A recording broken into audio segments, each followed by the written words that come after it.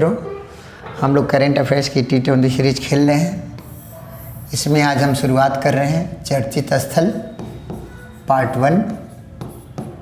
चर्चित स्थल की हम बात करेंगे और चर्चित स्थल में हम 20 जगहों की चर्चा करेंगे जो वर्तमान में परीक्षा के दृष्टिकोण से बहुत ही महत्वपूर्ण है।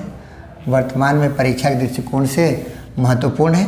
तो देखिए, पहला हम देखते हैं जैतापुर परमाणु संयंत्र, बहुत ही इम्पोर्टेंट है। ये किस राज्य में है? महाराष्ट्र में है। कहाँ पे है? महाराष्ट्र में है। यहाँ पे नई इकाइयाँ स्थापित की जा रही हैं और नई इकाइयाँ स्थापित होते ही यहाँ की क्षमता 10,000 मेगावाट हो जाएगी, जो भारत का सबसे बड़ा परमाणु संयंत्र हो जाएगा। जैतापुर क्या हो जाएगा? भारत का सबसे बड़ा परमाणु संयंत्र हो जाएगा। तो हमको ध्यान रखना है मित्रों कि जैतापुर परमाणु संयंत्र कहाँ पे है? महाराष्ट्र में है। फिर है, देखिए अगला देखते हैं कुशीनगर। कुशीनगर महात्मा बुद्ध की महापरिनिर्वाण स्थली है। जो लोग यहाँ से पूर्वांचल से जुड़े हैं वो तो जानते ही हैं, जो लोग पूर्वांचल से नहीं जुड़े हैं वो लोग ध्यान देंगे कि यह किस नदी के किनारे है।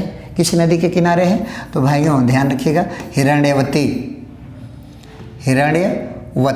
नदी के किनारे है। ठीक है ना? हिरण्यवती नदी के किनारे कुशीनगर स्थित है। ठीक है ना? और हाल ही में यहीं पर कुशीनगर में अंतर्राष्ट्रीय हवाई अड्डा बनाया गया है। हाल ही में कुशीनगर में अंतर्राष्ट्रीय हवाई अड्डा बनाया गया है और यहीं पर भारत का पहला ट्रांसजेंडर विश्वविद्यालय भी स्थापित किया जा रहा है। जो इतिहास के इच्छुक होंगे वो लोग ध्यान रखेंगे कि यहाँ पर रामाभार स्तूप भी स्थित है। रामाभार स्तूप भी स्थित है। जो लोग यूपी स्पेशल से जुड़े हैं वो ध्यान रखेंगे यहाँ का ODOP प्रोडक्ट जो है वो क्या है? केला से बनी हुई वस्तुएं हैं। केला से बनी हुई वस्तुएं हैं। ठीक है सर, आगे देखते हैं। अगला कह रहा है जेवर। जेवर हवाई अड्डा यह नोएडा में स्थित है, गौतम बुद्ध नगर में। ठीक है ना? यह बनाया जा रहा है और यह विश्व का सबसे बड़ा हवाई अड्डा होगा। ठीक है मित्रों, अगला पॉइंट देखते हैं डोकलाम। डोकलाम ये भूटान की चुम्बी घाटी में स्थित है। भूटान में कहाँ पे स्थित है मित्रों? चुम्बी घाटी में। और भारत और चीन के बीच विवादित है। अब आप कहेंगे भूटान में है और झगड़ा भारत और चीन का है, क्योंकि जो पूर्वोत्तर है वो शेष भारत से किससे जुड़ता है? चिकन नेक से जुड़ता है। किससे जुड़ता है? चिकन नेक से, जो पश्चिम बंगाल के सिलीगुड़ी जिले में स्थित है। यहाँ से डोकलाम की पहाड़ी से आसानी से चिकन नेक की निगरानी की जा सकती है। अगर कोई देश दूरभिसंधि करके चिकन नेक पे कब्जा कर ले तो हमारा पूर्वोत्तर शेष भारत से क्या हो जाएगा? अलग हो जाएगा। इसीलिए सामरिक महत्व के दृष्टिकोण से डोकलाम बहुत ही महत्वपूर्ण बिंदु है भारत के लिए। ठीक है मित्रों, समझ में आया होगा। आगे वाला पॉइंट देखते हैं गलवान घाटी। ये भी विवाद किसके बीच चल रहा है? India versus China. ठीक है ना? यह आक्साई चीन में स्थित है। यह कहाँ पे स्थित है मित्रों? आक्साई चीन में स्थित है। ठीक है, और वर्तमान में चीन के कब्जे में है। यहाँ पे चीन चौकियाँ बना रहा था। हाल ही में भारत और चीन के सैनिकों में यहाँ पे झड़प हुई थी। ठीक है मित्रों, अगला पॉइंट देखते हैं कुडनकुलम परमाणु संयंत्र। यह कहाँ पे है? तमिलनाडु में है और किसके सहयोग से बनाया गया है? रूस के सहयोग से। अब यहाँ जो लोग सब लोग ध्यान देंगे यहाँ पे कि भारत का पहला परमाणु संयंत्र कहाँ बना था? तारापुर ट्राम्बे में। ये कहाँ पे है? महाराष्ट्र में। और यूपी के अगर आप रहने वाले हैं तो यूपी में केवल एक ही परमाणु रिएक्टर है। वो कहाँ पे है बंधु? नरौरा में है। नरौरा किस जिले में है? किस जिले में है? बुलंदशहर में। ठीक है ना? ये बना था 1989 में। कब बना था? 1989 में। कब बना था? 1989 में। किसके सहयोग से? रूस के सहयोग से। किसके सहयोग से? रूस के सहयोग से। ठीक है मित्रों, फिर आगे देखते हैं हॉर्नबिल उत्सव। ये भी बहुत महत्वपूर्ण है। हॉर्नबिल उत्सव मनाया जाता है कहाँ पे? नागालैंड में। कहाँ पर? नागालैंड में। फिर देखिए मित्रों संगाई महोत्सव, ये मनाया जाता है मणिपुर में। और मजे की बात देखिए, इसी नाम से विश्वविद्यालय भी है वहाँ पर, संगाई इंटरनेशनल यूनिवर्सिटी। हालांकि वो प्राइवेट विश्वविद्यालय है। तो मणिपुर में संगाई महोत्सव मनाया जाता है। चाबहार बंदरगाह यह ईरान में है। भारत और ईरान के बीच इसको लेकर के समझौता हुआ है। इसके डेवलपमेंट को लेकर के समझौता हुआ है। ग्वादर बंदरगाह यह कहाँ पे है मित्रों? पाकिस्तान में है। और पाकिस्तान और चीन के बीच इसको लेकर के क्या हुआ है? समझौता हुआ है। फिर देखिए मित्रों, हम्बनटोटा बंदरगाह कहाँ पे है? श्रीलंका में है। हम्बनटोटा बंदरगाह कहाँ पे स्थित है? श्रीलंका में है। और ये भी किसके किसके बीच समझौता हुआ है? श्रीलंका और चाइना के बीच समझौता हुआ है इसके विकास को लेकर के। फिर देखिए मित्रों, आगे हम देखते हैं रामसर समझौता। यह तो बहुत ही महत्वपूर्ण है। रामसर समझौता बहुत ही महत्वपूर्ण है। यह जानते हैं नमभूमि या वेटलैंड के संरक्षण से संबंधित है।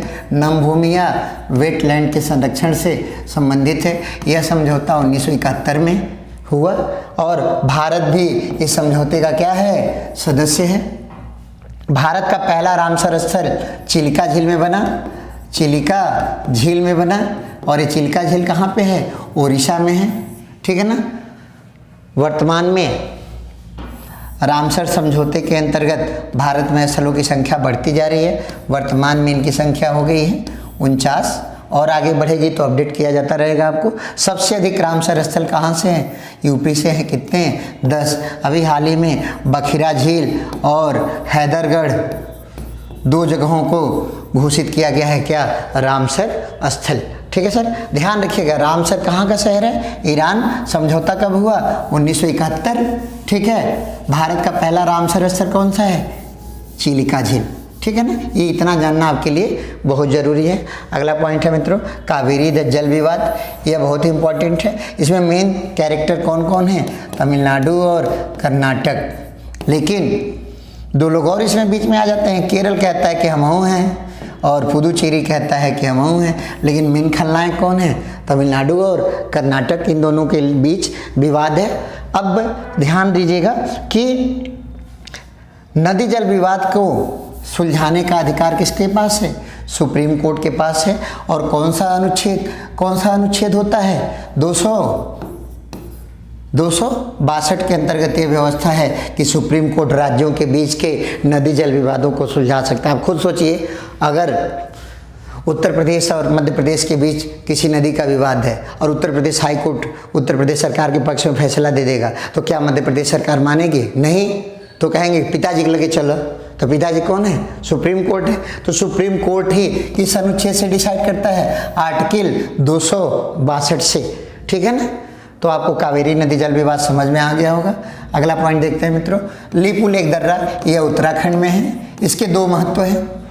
पहला महत्व यह है कि वर्तमान में जो तिब्बत के मानसरोवर की यात्रा होती है, मानसरोवर यात्रा, वो कहाँ से होती है?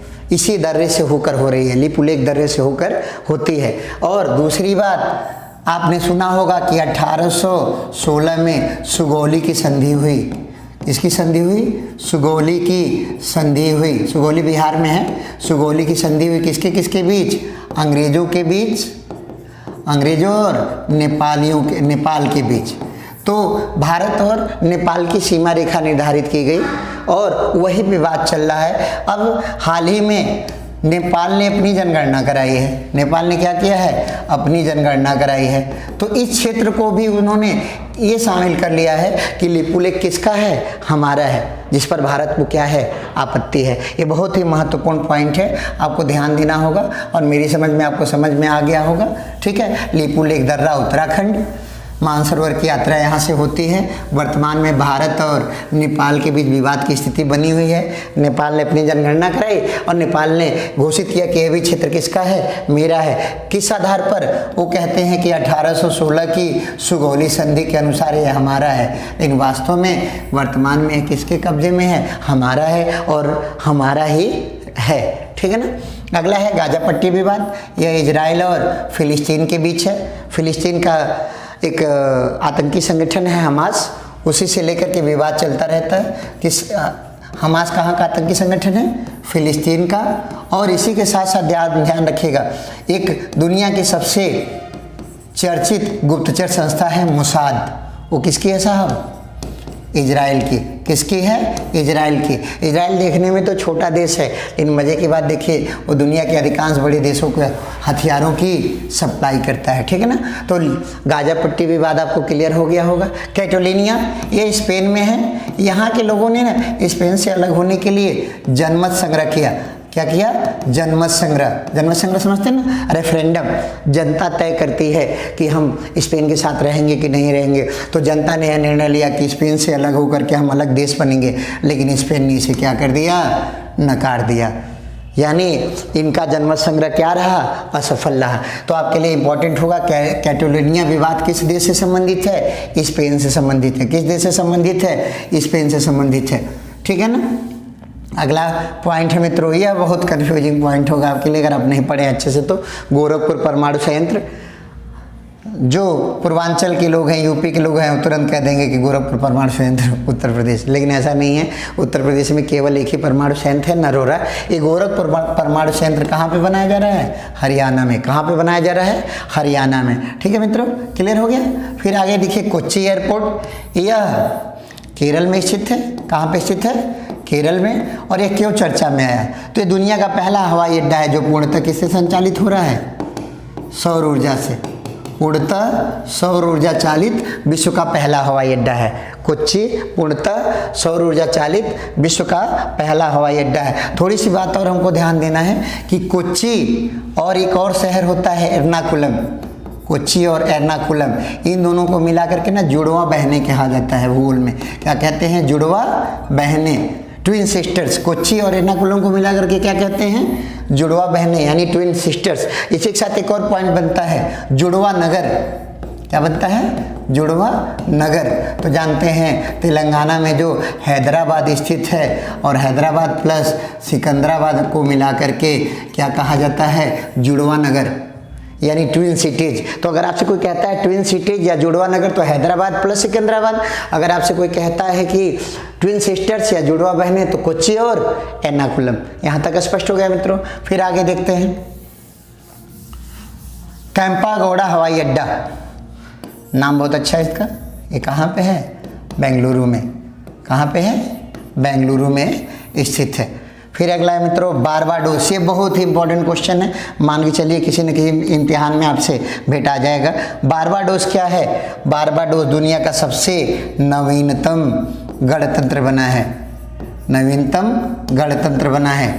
ठीक है ना? पहले इन लोगों की सरकार होती थी, लोकतंत्र था, लेकिन ये ब्रिटेन की महारानी को ही अपना प्रथम नागरिक मानते थे, अपनी शासिका मानते थे। लेकिन इस साल इन्होंने घोषणा की है कि बहुत हुआ सम्मान, अब हम ऐसा नहीं करेंगे। हम दुनिया के क्या हैं? सबसे नए वाले गणतंत्र हैं। दुनिया के सबसे नए वाले गणतंत्र हैं। कौन सा देश?